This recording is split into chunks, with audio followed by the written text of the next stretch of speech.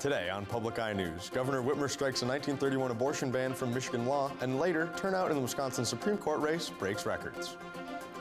Later, Reed Hall will have your weather for the week, and Brad Seaborg will have your sports update. Hello, I'm Colin Metzger. And I'm Brad Seaborg, and this is Public Eye News.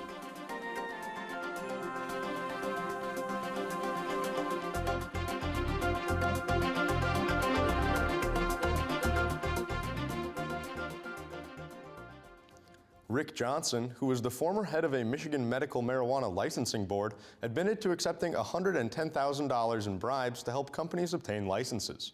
Johnson was a former Michigan House Speaker for the Republican Party from 2001 to 2004 and spent 2 years as chairman of the board reviewing applications for medical marijuana growth and sales.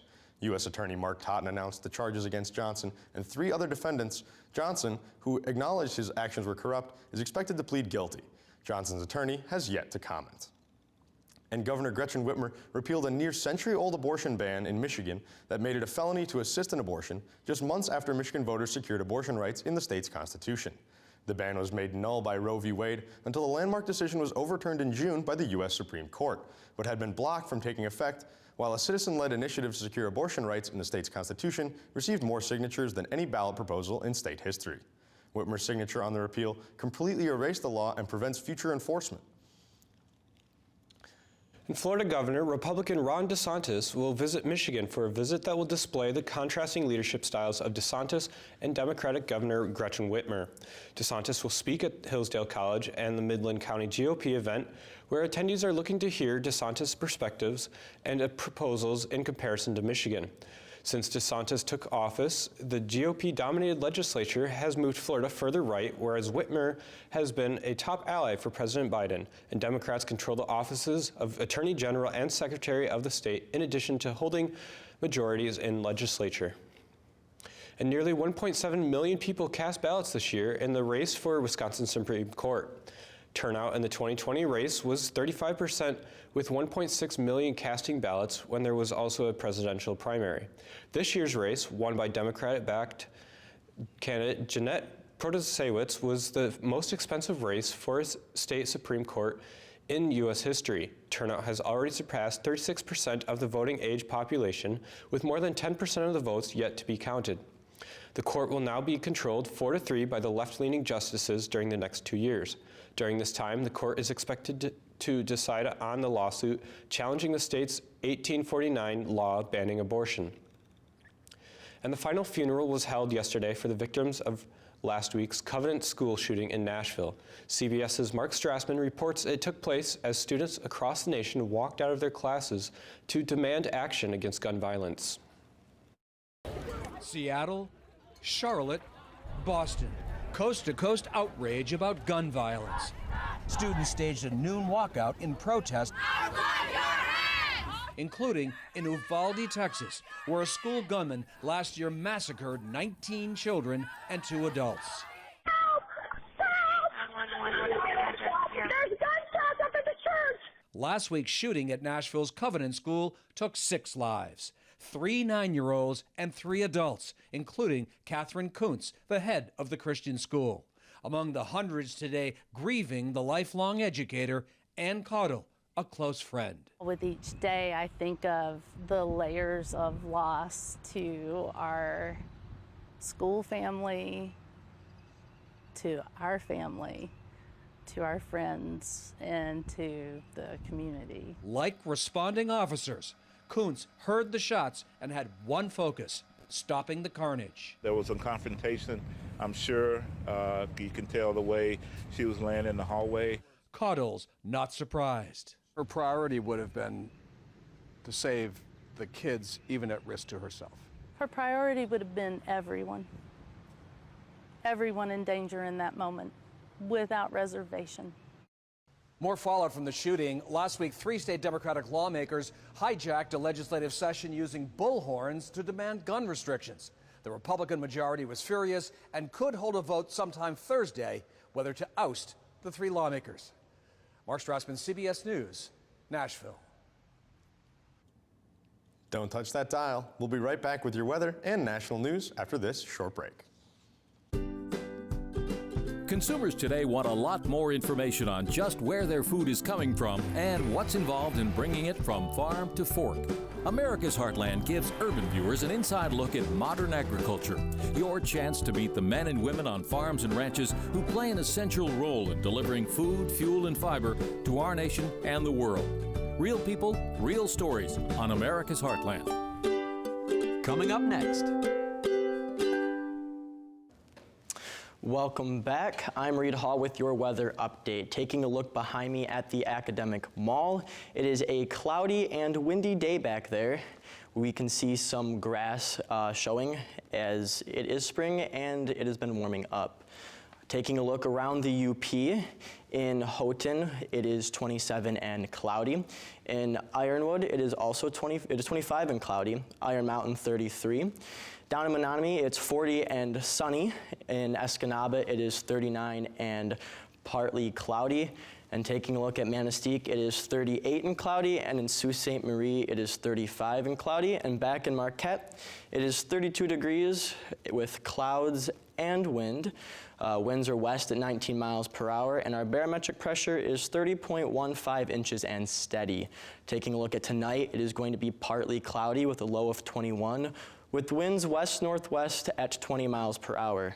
Taking a look at tomorrow, it is going to be cloudy with a high of 32, a low of 21 with winds west at 22 miles per hour. And taking a look ahead at our weekend and Monday, on Saturday it is going to be 42 degrees and sunny with a low of 32. On Sunday, a high of 53, partly cloudy, and a low of 40. And on Monday, it will be 49 degrees, mostly sunny with a low of 38 degrees. And that is all the weather I have. Back. Thank you, Reed. An Idaho law called the Abortion Trafficking Law was signed on Wednesday, becoming the first of its kind in the U.S. The law makes it illegal to get abortion pills for a minor or to help them leave the state for an abortion without their parents' knowledge or consent.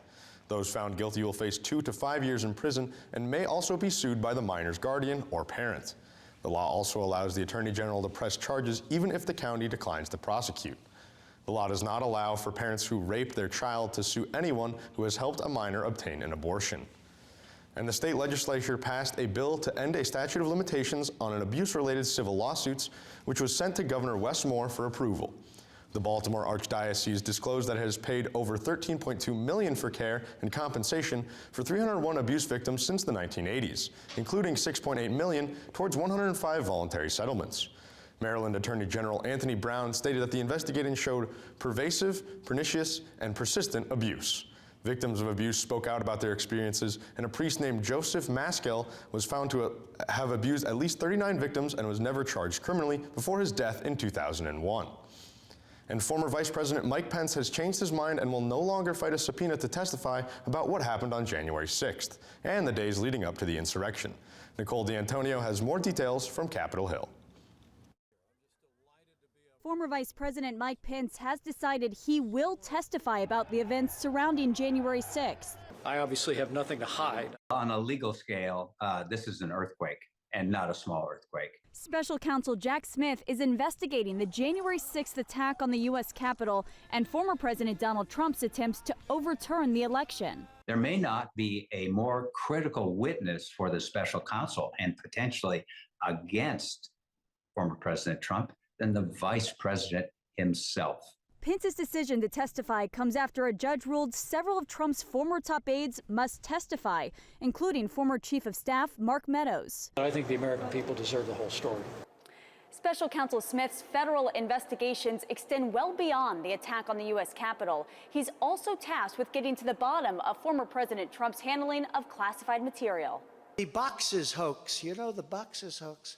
Sources tell CBS News that many staffers at Mar-a-Lago and Trump aides have testified about whether Trump obstructed the government's efforts to secure the documents. Trump insists he did nothing wrong. We were negotiating in very good faith, proper way, in order to return some or all of the documents that I openly and in very plain sight brought with me to Mar-a-Lago from our beautiful White House. Trump was indicted in New York Tuesday on state charges of allegedly falsifying business records. Nicole D'Antonio, CBS News, Capitol Hill. After this break, Brad Seaborg will be back with your latest sports updates. Stay tuned. Michigan Out of Doors Television has always been about promoting and preserving the outdoor lifestyle. Passing on the love of the outdoors is what we aim for on every one of our 52 episodes a year. Whether it's in the woods or on the water, Michigan Out of Doors TV travels this great state from the west end of the UP to the Detroit River and everywhere in between. Join us each week as we highlight this grand old state right here on your local PBS station. Tonight at 9 on WNMU-TV. Welcome back. The Chelsea Football Club has announced that Frank Lampard will return as manager for the rest of the season. Lampard was previously the Chelsea manager in 2021, a position he held for 18 months. As a player, Lampard played for the London club for 13 seasons from 2001 to 2014. The former Chelsea captain most recent job was managing Everton before he was fired in January as they neared relegation. The new manager's first test on his return to Stamford Bridge will be against Wolverhampton in the Premier League before facing off against Real Madrid in the knockout stage of the Champions League. Although the place may be familiar to Lampard, the faces won't be, as Chelsea has spent $630 million on 16 players in the last 2 transfer windows alone. This appointment makes Lampard the 4th manager to lead the Chelsea team this year. And with only a few games remaining in the regular season, the NBA playoff picture is beginning to take shape. The Denver Nuggets and Milwaukee Bucks both secured the #1 seed in their respective conferences last night. The Nuggets have never earned the 1 seed in the West, giving them home court advantage in a potential Western Conference Finals matchup. The Bucks were previously the 1 seed in 2020 when they were defeated by the Miami Heat in the conference semifinals. Also locked in last night was a matchup between the 4-seed Cleveland Cavaliers and 5-seed New York Knicks in the Cavs' return to the playoffs for the first time since LeBron James' departure in 2018. Notably, the team with the best record hasn't won the championship since 2017, and the 1 seed hasn't won the East since the Cavs did in 2016. And the NHL Department of Player Safety has announced that Alex Killorn of the Tampa Bay Lightning and Adam Fox of the New York Rangers will both be receiving $5,000 fines for separate slashing incidents in Wednesday night's game at Madison Square Garden. $5,000 is the maximum allowed under the league's collective bargaining agreement. The contest ended in a 6-3 Ranger victory, highlighted by aggressive physical play that resulted in 4 fights and 80 penalty minutes. The teams have some history as they met in the Eastern Conference Finals last year, which the Lightning won 4-2. The two could meet again in the playoffs this year, but not until the 3rd round. That's all I've got for sports. Back to you at the news desk. Thanks, Brad. Some folks in Madawaska, Maine, cut a huge circle into a frozen lake to claim the world record for the biggest ice carousel. With a diameter of 1,776 feet, the giant piece of ice is estimated to weigh more than 146,000 tons. Northern Maine ice busters had to cut through the ice nearly 30 inches thick on a path painstakingly measured by survey crews to create a perfect circle measuring nearly 6 football fields across. The effort just to get the giant disc moving was done with 10 outboard boat engines, farm equipment driving oversized propellers, and a couple of wheeled vehicles. And T-Rexes are among the most recognizable dinosaurs for their small arms and menacing teeth. However, new research says it's possible the T-Rex is not as menacing as films and TV have made it to seem. The teeth on T-Rex and the other large dinosaurs were likely covered by scaly lips, says a study published Thursday in the Journal of Science. Scientists found the dinosaur's teeth didn't stick out when its mouth was closed. Even in a wide open bite, you might just see the tips.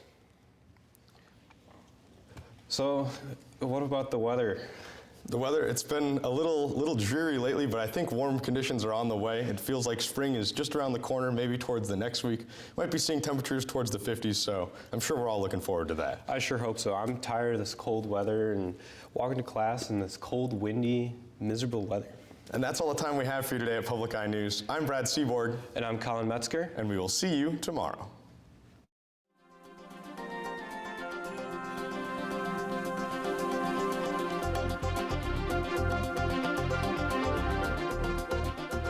The preceding program was produced by WNMU-TV, Northern Michigan University Public Television, in studios located in Elizabeth and Edgar Hardin Hall.